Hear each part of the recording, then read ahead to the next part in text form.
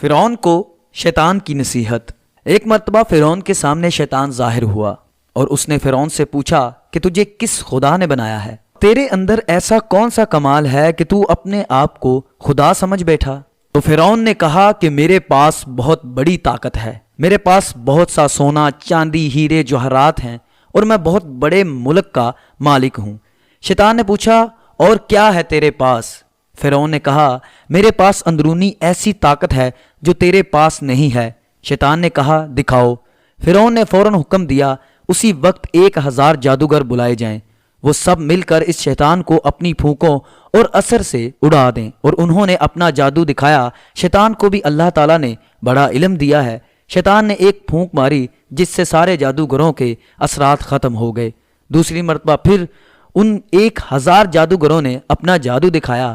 شیطان نے پھر ایک پھونک ماری جن سے ان کا اثر ختم ہو گیا۔ ان جادوگروں نے پھر آخری جادو دکھایا۔